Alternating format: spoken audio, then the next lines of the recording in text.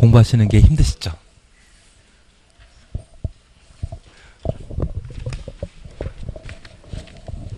많이 하지 마시고 시험에 나올 만한 것을 주로 하시는 게 제일 유리하실 겁니다. 이번 시간은 도로에 관한 내용을 함께 보도록 하겠습니다. 네, 세종시도 어제부터 꼭 봄날 같지 않으셨나요? 이번 주부터는? 예. 미세먼지. 서울도 마찬가지입니다. 아마 이번 한 달, 며칠, 이번 주 말고 3월달 정도에 완전히 봄이 될 것 같고, 우리 이제 4계절 중에 겨울과 봄을 이제 거쳤습니다.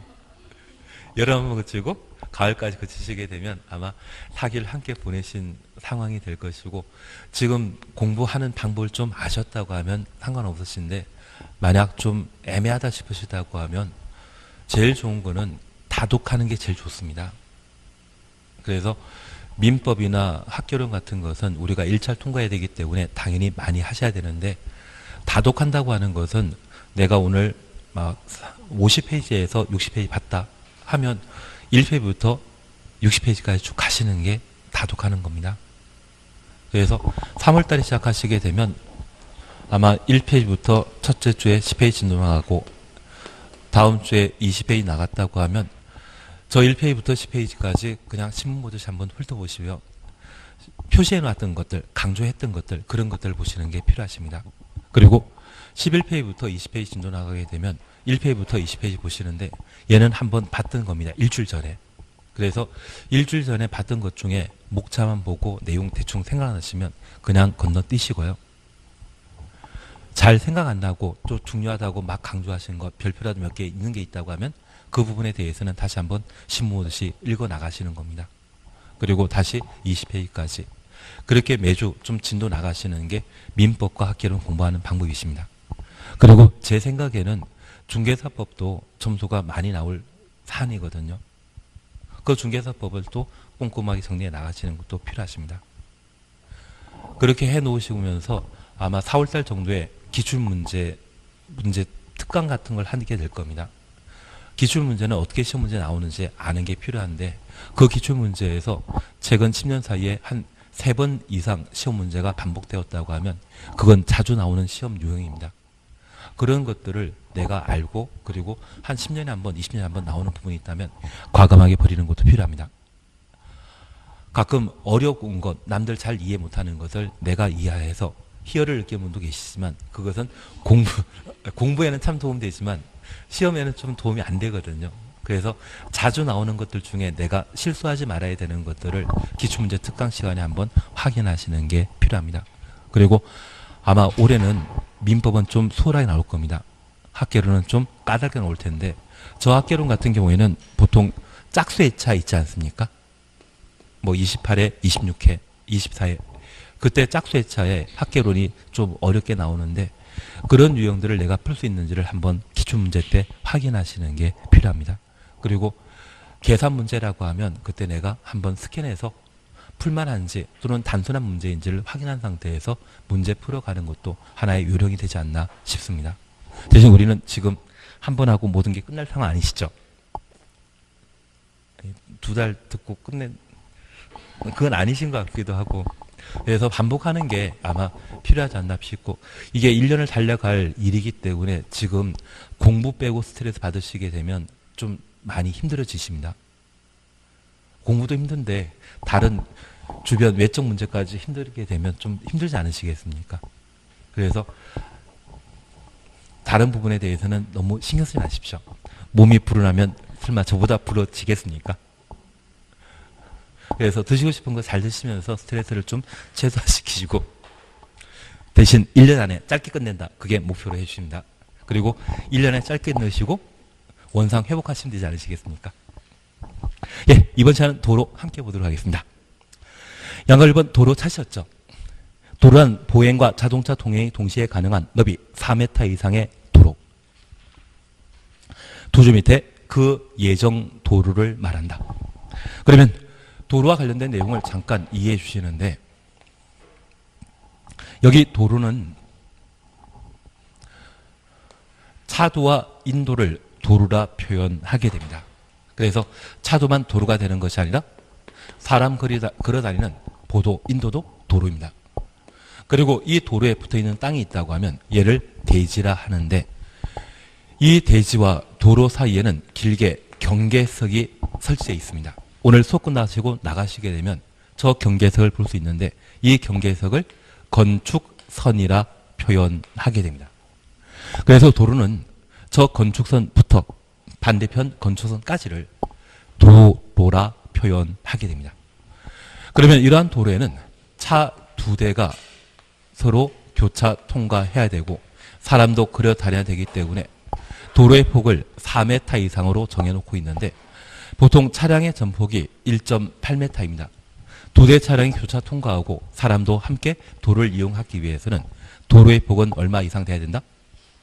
4m 이상 돼야 된다. 그렇게 파악해 주시는 겁니다. 그런데 하나 이해하실 것은 이 법은 1962년도에 제정된 법률인데 우리나라에 자동차가 보편화되기 시작한 것은 월드컵 경기 치르고 난 이후입니다. 월드컵 경기 치르기 전까지는 국민소득이 얼마 안 되었기 때문에 자동차가 보편화되질 못했었습니다.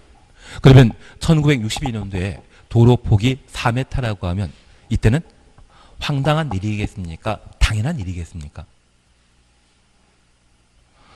황당한 일입니다. 전국에 도로가 차 안 다녔거든요. 그런데 불구하고 건축법상 도로를 4m로 정했다는 것은 아주 변화에 해당되는, 변혁에 해당되는 그런 법률 내용이 되게 됩니다.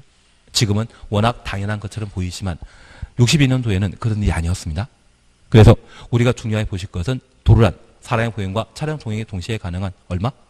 폭 4m 이상의 도로를 건축법상 도로라 한다. 그리고 이번 도로의 지정 폐지 변경에 대해서는 천천히 하시면 됩니다. 다만 대한민국에는 도로 만드는 법이 10개 정도가 있습니다. 우리가 민법 공부하시면서 주의 통행권이라는 거 공부하셨죠. 그리고 우리는 국토계획법 공부하시면서 도시군 계획설에 해당되는 도로의 설치에 관한 사안들을 보신 바 있고 건축법과 관련된 도로 설치에 관한 방법 그리고 주택법에 따른 부대시설 또는 진입도로와 관련된 내용들을 한번 보시게 되는데 이런 것 외에 도로 만드는 법이 한 7개 정도 있거든요. 그 방법을 마스터하시게 되면 맹지를 대지로 바꿀 수 있는 전지전능한 능력을 갖추시게 됩니다. 그래서 나중에 실무 들어가실 때 또는 자격증 취득한 이후에 아마 도로 설치와 관련된 방법을 강의해 준다고 하면 한번 들어보시는 게 필요합니다. 대신 한 4번인가 듣는 수강료가 우리 한 달 수강료보다 비쌉니다. 한 달이 아니라 1년 수강료보다 비쌉니다. 그리고 현장 답사까지 시켜준다고 하면 현장 답사 한 번 하는 게 아마 1년 수강료하고 비슷할 겁니다. 대신 이게 알아야만 맹지를 도로 만들 수 있는 방법을 내가 알 수 있는 사안이기 때문에 얘만큼은 한번 해놓으시는 게 좋으십니다. 얘는 경험상 배워지는 게 아니라 정확히 법률과 일정한 요건을 파악한 때만 가능하거든요. 그러한 요건을 제대로 파악하는 게 필요하기 때문에 그때 한번 시간 나셨을 때, 기회 나실 때 보시는 것도 괜찮으십니다. 지금 이야기 드리고 싶은 것은 도로란 차도만 도로가 되는 것이 아니라 사람이 이용하게 되는 인도, 차도를 모두 도로라 하고 사람의 보행과 차량 통행이 동시에 가능한 폭 4m 이상의 도로를 건축법상 도로라 합니다. 그러면 이런 도로가 만들어지게 되면 도로변의 땅은 모두 대지가 되고 이 대지에 건물이 만들어지게 되면 저 도로를 이용한 사람 한 사람과 차가 드나들 수 있어야 되죠. 그래서 이 대지는 도로의 일정한 길이 이상 접해야 될 겁니다. 그래서 우리가 잠깐 확인하실 것으로서 486페이지에 1. 접도 의무란 말 찾으셨죠? 양가로 1번입니다. 건축의 대지는 2m 이상 도로에 접하여야 한다. 가로 속에 자동차만 통행에 사용되는 도로는 제외한다. 486페이지 보시면 됩니다. 486페이지입니다. 그래서 가로 속에 자동차만 통행에 사용되는 도로 제외한다. 자동차 전용 도로나 고속도로라고 하면 여기에 해당되는 것으로서 고속도로 변의 땅은 농지로 이용될 시 따로 건물 건축하는 것 아니죠. 그래서 건물 건축하기 위한 대지는 도로에 얼마? 2m 이상 접하여야 한다. 그리고 2번입니다. 연면 작계가 2,000제곱미터 이상의 건축물, 가로 속에 공장의 경우는 3,000제곱미터 이상입니다. 너비 6m 이상의 돌에 4m 이상 접하여야 한다. 그러면 잠깐 이해하실 것이 있습니다. 여기 대지에 건축되어 있는 건물을 사용하기 위해서는 차 한 대와 사람 드나들어야 되지 않겠습니까? 두 대 차량이 서로 교차 통과하고 사람이 교차 보행하기 때문에 그 절반은 이 대지에 출입할 수 있을 때 건물을 제대로 사용할 수 있을 겁니다. 그래서 모든 대지는 돌에 몇 메타 이상 접해야 된다? 2m 이상 접하여야 한다. 이해되시겠습니까? 그런데 이 대지 안에 연면적 2,000제곱미터 이상의 건축물을 건축하게 되면 너비 6m 돌에 4m 이상 접하도록 되어 있습니다. 우리가 지금까지 공부하시면서 연립주택 들어보신 적 있으시죠? 공동택으로서 주택으로 사용 층수가 5계층 이상이면 아파트이고 4계층 이하로서 동당 바다 면적합 660제곱미터 초과하면 연립 이하인 때는 다세대 주택입니다. 그러면 연립택으로서 동당 바다 면적합이 700제곱미터라고 하면 3개 동 정도가 만들어지게 되면 연면적 2,000제곱미터 이상의 건축물이 건축된 대지이거든요. 다니는 사람 많다 적다? 많을 수밖에 없습니다. 그러면 연면적 2,000제곱미터 이상의 건축물이 건축되는 대지의 경우는 두 대 차량이 서로 교차 통과할 수 있도록 도로에 몇 메타 이상 접해야 된다? 4m. 그리고 많은 교통량이 발생하기 때문에 도로는 그냥 4m가 아니라 6m 돌에 4m 이상 접하도록 되어 있습니다. 그래서 많은 사람들이 이용할 수 있는 건축물을 대지에 건축하는 경우는 6m 돌에 얼마 이상 접할 것? 4m 이상 접할 것. 우리 광야라고 하는 시 누가 쓰신지 아십니까? 그분 성함은 이육사이겠습니까? 그냥 이육사이겠습니까?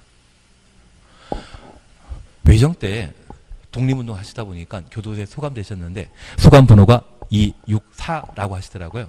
그래서 그분 성함이 이육사 되신 겁니다. 그러면 우리가 잠깐 이해하실 것은 연면적 2,000제곱미터 이상의 건물 건축하고자 한다면 6m 돌에 4m 이상 접할 것. 그래서 264로 기억하십니다. 그리고 공장의 경우는 364입니다. 264 공부하셨으면 364는 응용하실 수 있지 않습니까? 지금 뭐 하는지 서로 보고 있는 상황입니다. 그래서 264, 2,000제곱미터 이상의 건물을 건축하고자 한다면 너비 6m 돌에 4m 이상 접할 것. 거기까지 해놓습니다. 그리고 2번 건축선 찾으셨죠? 우리가 잠깐 이해하실 것이 있습니다. 우리가 민법 242조 공부하게 되면 대지 소유자가 자기 땅에 건물 건축하고자 할 때 인접한 이웃한 대지 경계선으로부터 반메타 0.5m 띄어 건축하도록 되어 있습니다. 보신겨? 예. 그래서 그게 242조의 규정인데 이런 민법 규정에 따라 대지 소유자가 건물 건축하고자 한다면 이웃 대지 경계선으로부터 0.5m 띄어 건축하도록 되어 있고 이런 규정에 대해서는 대지와 도로 사이의 경계선으로부터는 이격거리에 관한 규정이 적용되지 않거든요. 인접한 대지 경계선으로부터 반메타 띄우도록 되어 있지 도로 경계선으로부터 몇 메타 띄워라 그런 이야기는 나오지 않습니다. 그러면 이 대지 소유자가 건물 건축하게 되었을 때 만약 도로를 잠식해서 건물 건축하게 되면 교통에 방해되기 때문에 도로에는 건물 건축해서는 안 되죠. 그래서 이 도로 경계선에 딱 붙여 건물을 건축할 수 있는데 저 대지 소유자가 건물 건축하게 되었을 때 도로만큼은 침범해서는 안 된다. 그러한 의미에서 건축 한계선을 대지와 도로 사이의 경계선으로 봐야 될 겁니다. 저 건축 한계선에 한계란 말 빼버리게 되면 그게 건축선이 되게 됩니다. 건축선의 진정한 의미는 무엇이다? 건축 한계선입니다. 그래서 우리 2번 건축선이라는 말 사셨죠? 그리고 양가로 2번 법정 건축선입니다. 양가로 1번입니다. 건축선이란 도로와 접한 부분에 건축물을 건축할 수 있는 선을 말합니다. 가로 속에 건축선이라는 말 찾았습니다. 저 건축선은 대지와 도로 사이의 경계선을 한다. 그래서 건축선 가로 속에 추천오시고 대지와 도로 경계선 가로 해놓습니다. 대지와 도로 사이의 경계선을 뭐라 한다? 건축선이라 표현하게 됩니다. 그러면 저 건축선 침범하는 건축행위 한다 못한다? 못한다라는 것 이해해 주셔야 됩니다. 그래서 지정 건축선에 대해서는 천천히 하시고 바로 옆에 페이지에 3번 건축선에 따른 건축 제한 찾으셨죠. 밑에서 네 번째 줄에 양가로 1번입니다. 건축물과 담장은 건축선의 수직면을 넘어서는 아니 된다. 다만 지표 아래 부분은 그러하지 아니하다. 지표 아래 부분 추천없습니다. 하나 이해하실 것이 있습니다. 나중에 우리 세종시에도 지하철이 만들어지게 되면 보통 지하철 노선은 도로 밑을 지나다니게 되고 저 도로 밑에 지하철역이 만들어지는 경우가 있습니다. 그러면 대형 건축물의 경우는 저 지하철 역사와 연결하는 연결 통로를 대지와 도로 사이의 경계선을 침범해서 건축하게 되는데 하나 이해하실 것이 있습니다. 이것 사람이 만든 것이죠. 사람이 만든 것은 모두 시설물이고 사람이 제작한 것이 있다면 공작물입니다. 만약 이 건축물에 딸린 시설물 공작물은 뭐다? 건축물 자체가 됩니다. 그래서 이 연결 통로도 건축물에 딸려 있기 때문에 건축물 자체가 되는데 사람이 도로교통에 활용하는 것은 지표면 위시, 지표 아래는 교통에 사용되는 것 아니죠. 그래서 건축선은 건축물 건축의 한계선으로서 건축의 수직면을 침범하는 건축행위 할 수 없지만 지표 아래는 상관없다는 이야기입니다. 이해되시겠습니까? 그래서 만약 지표면 아래 건축물 건축 시에도 건축선의 수직면을 넘어서는 아니 된다. 이런 취지의 주문하면 그거 틀린 겁니다. 지표 아래는 침범 가능하다라는 것만 잡아놓습니다. 매번 우리 시험에 나오는 것이 있다고 하면 지표 아래 부분 가지고 시험에 내거든요. 그러하지 아니하다. 이 말만 확인해 놓습니다. 나머지는 다음번에 한번 해나가시면 됩니다. 그리고 488페이지에 건축의 구조, 재료, 기준이 있는데 이쪽은 나중에 제가 한번 해드리게 될 겁니다. 지금 이쪽은 건축사 시험과 관련된 내용이 되게 될 겁니다. 그래서 이쪽은 버리는 게 좋으시고 바로 우리 확인하실 것으로서 496페이지 봐놓습니다. 496페이지 찾으셨죠? 496페이지 보시게 되면 7. 승강기 찾았습니다.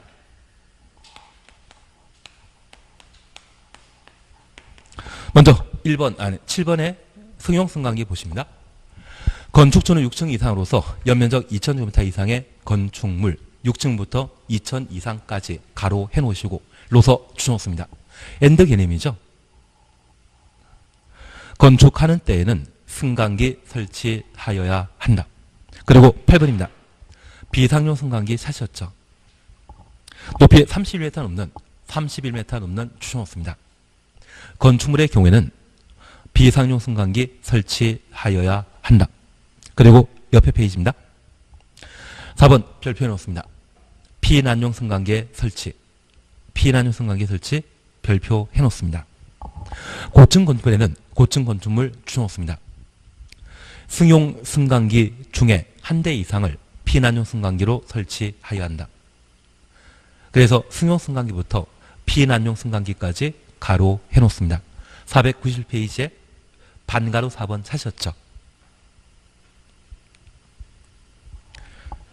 그리고 하단부에는 시행령이 정하고 있는 피난용 승강기 설치 기준에 관한 사항인데 크게 신경 쓸 건 없습니다.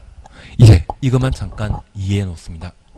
현재 건축법상 승강기는 승용 승강기와 비상용 승강기로 각각 구분하고 있는데 우리 학원 건물에 승강기가 다양하게 설치되어 있습니다. 그런데 우리 학원 승강기 중에 갑종 방화문에 해당되는 철문을 한번 내려야만 엘리베이터를 이용할 수 있는 경우가 비상용 승강기이고요. 갑종 방화문 없이 그냥 엘리베이터 이용할 수 있다면 그것을 승용 승강기라 표현하게 됩니다. 요즘 뭐 타고 오시는 고 계십니까? 그리고 한 2달 정도 적응되시면 그 다음부터는 뭐 이용하십니까? 승용 승강기는 이용한 사람 많다 보니까 몇 층에 쓰지만 얘는 쭉 한번 가더라고요. 그래서 강의실 끝나고 나서 바로 앞에 철문 열고 나가시면 그게 비상용이고, 철문 열지 않고 엘리베이터 이용하시게 되면 그게 승용 승강기가 되게 됩니다. 그러면 승용 승강기는 건축물의 규모가 6층 이상으로서 엔드 개념입니다. 연면적 2,000제곱미터 이상의 건축물의 경우에는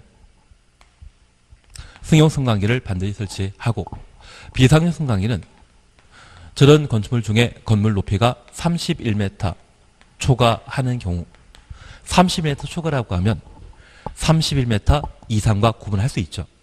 31m를 뺀 높은 숫자를 초과란 말로 사용하게 됩니다. 그리고 최근 개정하여, 올해 개정하여 피난용 승강기를 새로 신설하게 되었는데, 저 피난용 승강기를 설치할 대상은 고층 건축물에 피난용 승강기를 설치한다라는 것 기억해 주셔야 됩니다. 고층 건축물은 층수가 30층 이상이거나 높이가 120m 이상의 건축물을 고층 건축물이라고 하고, 이러한 고층 건축물에는 승용 승강기 중에 한 대 이상을 어떤 용도로? 피난용 용도로 설치하도록 되어 있습니다. 그래서 최근 개정된 예를 봐주시는 겁니다. 피난용 승강기 설치 대상은 초고층, 고층 건축물입니까? 고층 건축물입니까? 고층 건축물이라는 것 확인해 주시는 게 필요하고, 비상용 승강기를 피난용 승강기로 쓰는 것이 아니라 승용 승강기를 피난용 승강기 용도로. 그래서 아마 두 개를 틀리게 지문 구성하게 될 겁니다. 그것만 잘 확인하시면 올해 크게 문제 없으실 겁니다. 사실 이쪽은 워낙 건축사 시험이라는 거 들어본 적 있을 겁니다. 그쪽에 나오는 시험 내용이기 때문에 우리가 지금 예를 해나가는 것은 좀 불합리합니다. 대신 제가 아마 출제 경향에 맞춰서 설명은 한번 해드릴 겁니다. 그리고 우리 교재 나오고도 건축법이 개정된 사항이 몇 군데 있거든요. 그래서 이 교재는 개정된 사항을 아직 반영하지 않았기 때문에 나중에 제가 필요한 것을 따로 마련해 드리게 될 겁니다. 예, 그리고 501페이지에 제3절 지역, 지구, 구역의 건축물이 있는데 얘 시험에 안 나오더라고요. 얘는 버리시고 502페이지 보시게 되면 대지 분할 제한이라는 말 사셨죠. 얘는 1, 2, 3, 4 502페이지 보십니다. 502페이지 보시고 대지 분할과 관련되어 1, 2, 3, 4 박스 속에 있는 1, 2, 3, 4 묶어만 주십시오. 60, 150, 200제곱미터라는 말을 볼 수 있는데 지금은 크게 신경 쓰지 마시고 묶어만 놓습니다. 그리고 옆에 페이지에 대지안의 공지, 맞벽 건축 하는 거 아닙니다. 그리고 제4절 건축의 오피 제한 찾으셨죠. 얘를 잠깐 확인하십니다.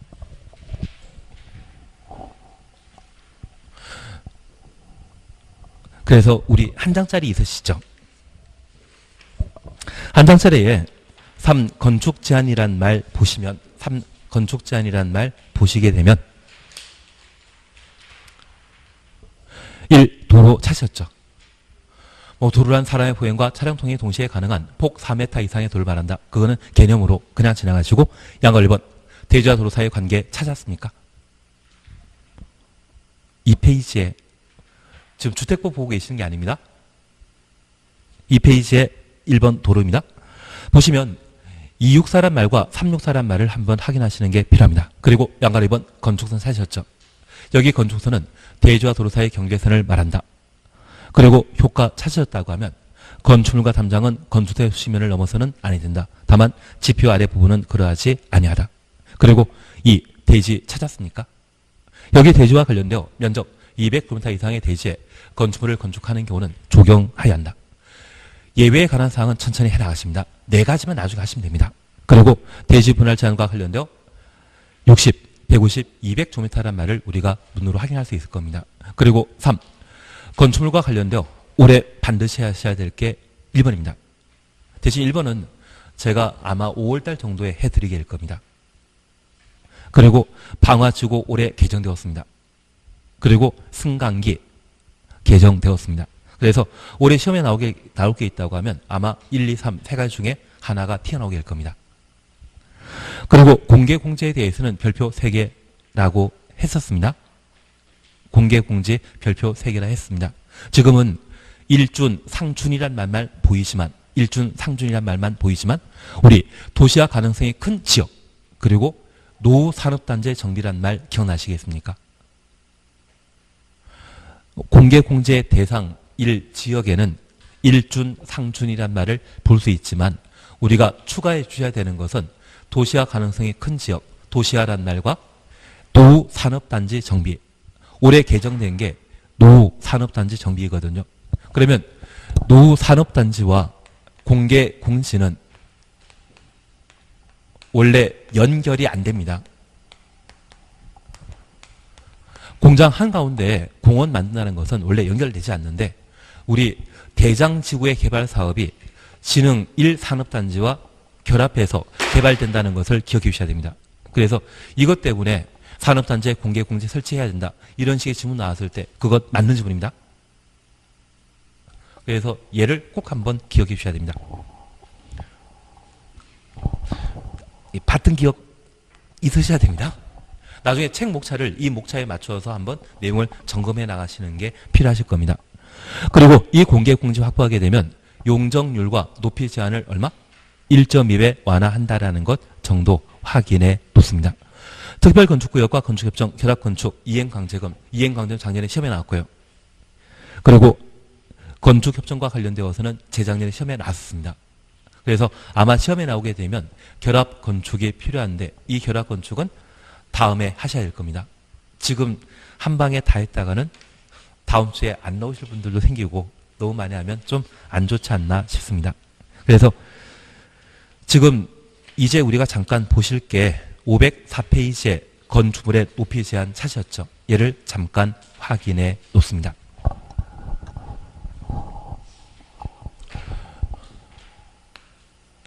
사실 건축물과 관련된 건축법상의 규제는 건축물의 안전을 도모하기 위한 구조 설비에 관한 기준을 두고 있습니다.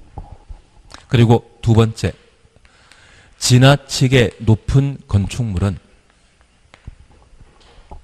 화재 발생 시에 큰 인명피해가 발생될 수 있고 그리고 조망권을 침범할 수 있거든요. 그래서 우리 건축부에서는 높이를 제한하게 됩니다. 그리고 이러한 건축물에 들게 되는 각종 규제를 특별한 요건을 갖추게 되면 좋은 일을 했다고 하면 규제 풀어줄 필요 있거든요. 완화에 관한 사항으로 현재 건축물과 관련된 규정을 각각 다루게 됩니다. 그중에 높이 제한과 관련되어 첫 번째 우리 보실 것이 가로 구역의 높이 제한입니다. 여기 가로 구역은 도로 주변에 심어져 있는 나무를 가로수로 하지 않습니까? 그래서 가로와 도로는 같은 말인데 우리 종로 1가 2가라는 말 들어본 적 있으시죠? 도로가 동서로 형성되었다면 도로 가짜라고 하는 한자를 이용하도록 되어 있고 세종로라고 하는 곳 들어본 적 있으십니까? 도로가 남북으로 형성되었을 때 도로를 도로로자라고 표현하게 됩니다. 그러면 통상 건물 건축할 수 있는 대지는 도로에 2m 접하면 충분한데 사방 모두 도로에 둘러싸인 경우 있거든요. 만약 이런 경우라고 하면 얘를 가로구역이라 하고 정부종합청사 주변이 대부분 가로구역으로 형성되어 있고 요즘 백화점 만드는 곳도 가로구역이더라고요. 도로에 둘러싸여 있습니다. 그래서 이 가로구역은 사방 모두 대지에 드나들 수 있는 좋은 대지이기 때문에 고층 건물 건축할 수 있도록 저 가로구역에 건축할 수 있는 건물 높이를 허가권자가 지정할 수 있습니다.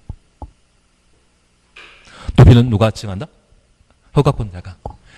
그러면 저 높이 지정과 관련된 절차를 우리가 함께 살펴주시는데 현재 허가권자는 원칙적인 허가권자는 누구이다? 시군구청장. 예배적인 허가권자는 누구이다? 특광입니다. 그래서 이 가로구역의 높이 결정과 관련되어 절차에 관한 사항을 한번 확인하시는 게 필요합니다. 교재 잠깐 확인하십니다. 1번입니다.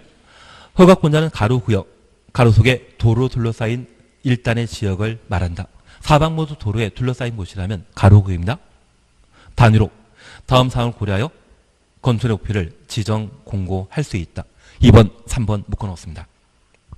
해당 가로구역에 접하는 도로의 너비 그리고 3번 간선시설의 수용 능력 도로 너비와 간선시설의 수용 능력 얘만 줄쳐놓고 확인하십니다.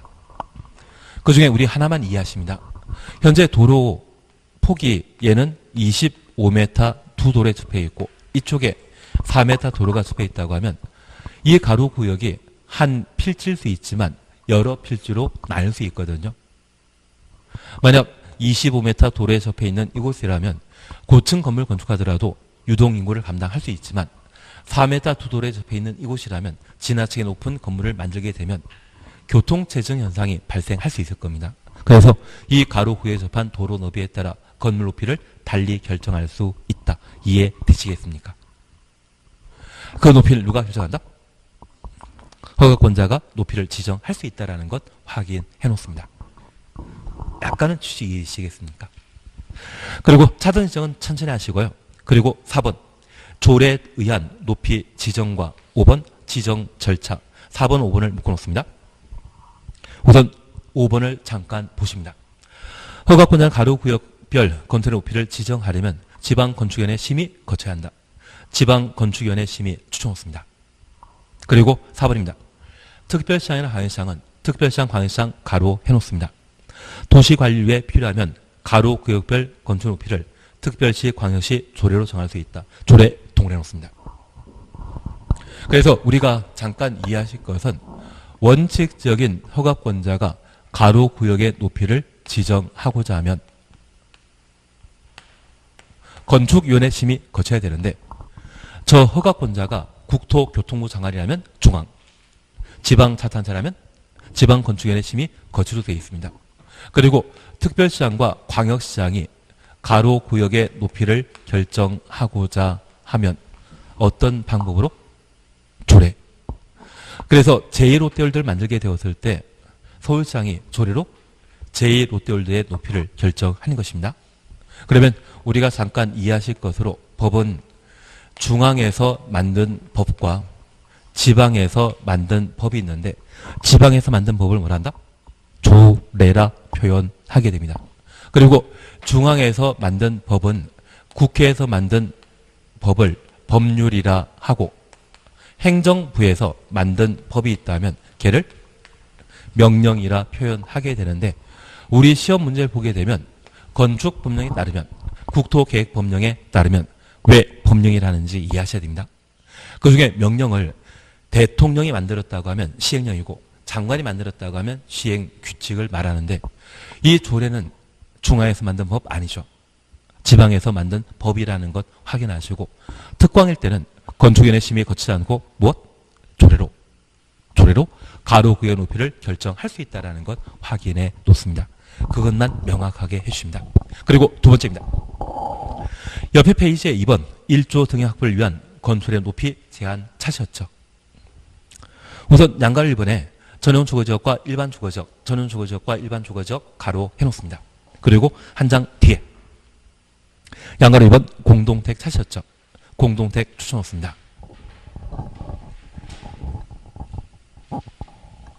그러면 잠깐 우리가 이해하실 것이 있습니다. 우리 건축법상 건축의 높이 제한 방법은 가로 구역의 높이 제한과 1조권 확보를 위한 건축물의 높이 제한 규정으로 구분하게 되는데 저 1조권은 햇빛 볼 수 있는 권리를 말합니다. 얘는 우리 국민의 기본권이거든요. 그런데 우리 학원은 주거 생활하는 곳입니까? 상업활동하는 곳입니까? 상업활동하는 곳이기 때문에 햇빛 볼 수 있는 창문이 없습니다.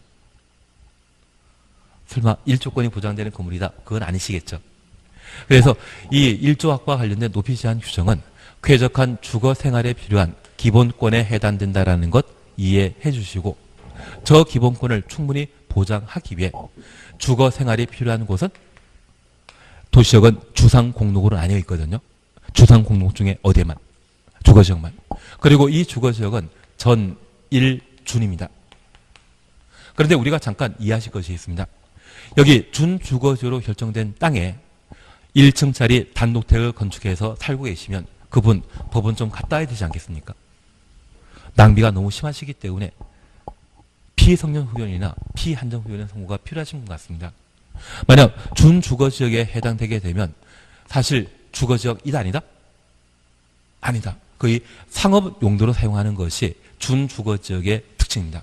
그래서 이 준주거지역의 최대 용적률이 500%인데 저 500%의 용도를 적용하게 되면 그때 만들 수 있는 아파트 형태라고 하면 만약 아파트 형태라면 아마 75층에서 80층 나옵니다. 3종 일반 주거지일 때 3종 일반 주거지일 때 만들어지는 게 35층에서 50층까지 아파트 만들어지거든요. 여기는 오피스텔 등을 만드는 상업용도의 땅이지 주거 생활하는 곳 아니거든요. 그래서 실질적으로 주거 생활하는 곳은 전용 주거지역과 일반 주거지역이 일조 확보에 관한 높이 제한 규정을 적용하게 됩니다. 취지 이해하시겠습니까? 1조건은 뭐하는 권리다? 햇빛 볼 수 있는 권리. 그래서 세탁 건조시키기 위해서는 햇빛 좀 필요하지 않겠습니까? 그래서 주거생활 필요한 전용 주거지역과 일반 주거지역이 일조 확보에 관한 높이 제한 규정을 적용하게 됩니다. 그리고 두 번째입니다. 우리 건축법에서는 건축물을 총 29가지로 나뉘고 있는데 저 29가지의 건축물 중에 1조건 확보와 관련된 높이 제한이 필요한 곳은 비주거용 건축물이겠습니까? 주거용 건축물이겠습니까? 주거용만. 그런데 이 주거용 건축물은 광해 단독택과 아파트 연립 다세대, 기획사를 포함한 공동주택으로 구분하고 있는데 저 일조 확보와 관련된 높이 제한 규정은 나한테 이익되는 제도이다, 규제이다. 이거 규제입니다. 규제입니다. 법에 두고 있는 모든 사안들은 규제에 해당되는 겁니다. 뭐 돈 주겠다 그러는 규정이 아니고. 그러면 여기 광해 단독택은 규모 크다 작다? 작고 공동택은 규모 크다. 그러면 저 규모 작은 광해 단독택에 일조 확보와 관련된 높이 제한 규정을 적용하는 것은 지나친 것이거든요. 그래서 어디에만? 공동주택에만. 그래서 규제를 감당할 수 있는 등치 큰 건축물에 적용하는 것이지 소규모 건축물에 규제 가하는 게 아닙니다. 만약 소규모 건축물에도 일조 확보에 관한 높이 제한 규정을 엄격하게 적용하게 되면 필요 최소한대 원칙을 위반한 것으로 위헌 소지가 발생합니다. 그래서 우리나라 지금 이번 정권에서도 4월 달에 공시가 올리면서 토지와 관련된 부동산과 관련된 세금 올리겠다는데 그 세금 올리면서 만약 국민연금이나 다른 것까지 연동해서 똑같이 올리게 된다고 하면 이건 전 국민 모두를 대상으로 세금 올리겠다는 이야기거든요. 이것은 상대적 평등에 위배되는 것으로서 헌법 위반 소지가 있습니다. 우리 헌법에 제시하고 있는 평등권은 절대적 평등이겠습니까? 상대적 평등이겠습니까? 상대적 평등입니다. 절대적 평등은 북한 가셔서 절대적 평등을 이야기하셔야 됩니다. 그래서 서민들에게는 서민에 맞는 대우접을 하고 부자들에게는 부자만큼 그만큼 좀 징세를 많이 하겠다. 그런 의미가 상대적 평등과 관련된 세법상의 규정에 해당되게 될 겁니다. 그래서 우리 세법의 가장 세율 높은 게 몇 %입니까? 상속이나 천천히 하시면 되죠. 뭐 지금 뭐 세율 외워서 뭐 하겠습니까? 어차피 시험 볼 때는 다 기억하실 텐데. 예, 그래서 여기는 적용되지 않고 어디에만? 공동택에만 적용하게 됩니다. 그래서 적용 대상 용도 지역은 어디만? 전용 주거지역과 일반 주거지역. 그러면 이 전용 주거지역과 일반 주거지역에 만들어지는 모든 건축물은 일조 확보에 관한 높이 제한 규정을 적용한다는 이야기고요. 만약 공동택에 해당되게 되면 원칙적으로 모든 용도 지역에 공동택 건축하게 되었을 때 일조 확보에 관한 높이 제한 규정을 적용하겠다는 이야기입니다. 이해되시겠습니까? 그러면 이에 대한 특례를 잠깐 우리가 확인하십니다. 첫 번째 우리 보실 것이 지금 이해하고 대답하신 거죠. 빨리 끝내기 위해 대답하신 분도 계시지만 505페이지에 동그라미 1번 찾았습니다. 전용 주거지역이나 일반 주거지역에서 전용 주거지역, 일반 주거지역 가로 해놓습니다. 만약 모든 주거지역이라면 틀립니다. 전용 주거지역과 일반 주거지역에서 건축을 건축하는 경우에는 한 줄 밑에 정북 방향의 인접 대지 경계선으로부터 다음 각호 범위에서 조례가 정하는 거리 이상 띄어 건축해야 한다. 기역 9m 이하의 부분은 1.5m 이상, 9m 초과 시에는 각 부분의 높이의 2분의 1 이상 확인되시겠습니까? 그래서 우리 이렇게만 잠깐 이해하십니다. 만약 전용 주거지역의 도로가 남북으로 형성되어 있는데 이쪽이 북쪽이라면 정북 방향 인접 대지 경계선은 바로 이곳이죠. 만약 내가 20m 높이의 건물 건축하게 된다면 정북 방향 인접 대지 경계선으로부터 얼마 띄어 건축해야 된다? 높이의 2분의 1. 10m 이상 띄어 건축해야 되고 내가 9m 또는 8m 높이의 건물 건축하게 된다면 9m 이하이기 때문에 정북방해 인접 대지 경계선으로부터 1.5m 이상 띄어 건축하도록 되어 있습니다. 그러면 이 전용 주거지역과 일반 주거지역의 건축물은 대지 남쪽에 배치되죠. 정북 방향으로부터 일정한 거리 띄어 건축하다 보니 이것은 대지 남쪽에 배치되게 될 겁니다. 그리고 두 번째, 우리는 민법 242조 공부하시다 보면 민법의 원칙적인 건물 건축 시에는 인접한 대지 경계선으로부터 얼마 띄워라? 0.5 반메타 띄우지만 공법 규정인 건축법에 따른 일조 확보에 관한 높이 제한 규정이 적용되는 전용 주거지역과 일반 주거지역은 반메타만 떼는 것이 아니라 정북 방해 인접 대지 경계로부터 얼마? 9m 이하일 때는 1.5, 9m 초과하시는 높이에 2분의 1. 그래서 우리가 공부하는 민법보다 상위법 또는 특별법에 해당되는 것이 공법의 성격을 가지는 것으로 파악해 주셔야 됩니다. 이해되시겠습니까? 그리고 이렇게 건물 위치가 대지 남쪽에 위치하게 되면 해가 정남 방향에 뜨게 되면 건물 그림자는 북쪽으로 향하게 되는데 대지 소유자가 충분히 남쪽에 건물 건축하게 되면 그림자는 대지 경계선을 침범하지 않겠죠. 나를 위한 일조권 확보를 위한 높이 제한입니까? 남을 위한 제도입니까? 남을 위한 제도가 되는 겁니다. 이해되시겠습니까? 그래서 전용 주거지역과 일반 주거지역은 정북 방향의 인접 대지 경계선으로부터 일정한 거리 띄어 건물을 건축하게 되는데 만약 높은 건물 건축하게 되면 그만큼 많이 띄고 낮은 건물이라면 1.5m 이상 띄어 건축한다. 취지 이해하시겠습니까? 나를 위한 것입니까? 남을 위한 것입니까? 남을 위한 제도라는 것을 이해해 주셔야 됩니다. 그리고 두 번째입니다. 얘만 보면 건축법 끝납니다. 그 후반 부분은 우리가 또 다음에 또 해 나가실 겁니다. 506페이지에 이 공동택의 일조 확보를 위한 높이 제한 찾으셨죠. 다음 하나에 해당되는 공동택 가로속에 일반 상업지역과 중심 상업지역에 건축하는 것을 제외한다. 일반 상업지역, 중심 상업지역 추천하시고 제외 동그라미 놓습니다. 그러면 하나 이해하실 것은 만약 우리 주변에 아파트가 만들어지게 되면 아파트는 30평대 아파트일 때 대지의 지분은 10평 정도이거든요. 그런데 이번에 서울 화장품 가게가 명동에 있는데 그 명동 한 평의 공시가가 3억이거든요. 이번에 4월 달에 공시가가 6억으로 바뀐다는데 3년 전에 그 화장품 가게 거래되었을 때 평당 거래 가격이 11억이었습니다. 세금은 11억 기준으로 냈겠습니까? 3억 기준으로 냈겠습니까? 3억 내다가 이제 6억 기준으로 내게 될 상황입니다. 그런데 그냥 우리 너무 얘는 비싸고 평당 1억짜리가 중심 상업지역, 일반 상업지역이라 하겠습니다. 이곳에 아파트 만들게 되면 대지의 지분은 얼마? 10평이면 땅값만 10억이거든요. 아파트 분양 가격이 너무 세지 않겠습니까? 그러면 우리가 방금 보셨던 일조합과 관련된 높이 제한 규정은 공동택에 적용했는데 이 공동택에 적용했는데 이 규제를 저 아파트를 중심 상업지역과 일반 상업지역에 건축하는 경우에는 적용한다, 배제한다. 배제한다. 그러면 저 중심상업지역과 일반 상업지역에 원래 10층짜리 아파트 건축할 수 있었는데 저 규제를 풀어줌으로써 얘를 20층짜리 아파트 만들 수 있도록 허용하게 되면 대지의 지분은 종전에 10평 필요했던 것이 같은 평형에 같은 땅에 20층짜리 짓게 된다고 하면 대지의 지분은 5평이 되어버릴 겁니다. 그러면 아파트 분양 가격 낮출 수 있죠. 주택 가격을 안정시키는 것은 모든 정권의 공통된 의지입니다. 그래서 아파트 분양 가격을 낮출 목적으로 어디 중심 상업지역과 일반 상업지역에 건축하는 공동택에 대해서는 1조 확보에 관한 높이 제한 규정을 적용한다, 배제한다. 배제하는 겁니다.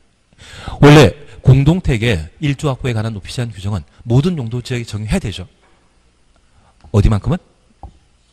중심 상업지역과 일반 상업지역에는 적용하지 않는다. 여기는 1조 확보에 관한 높이 제한 규정을 적용한다, 배제한다.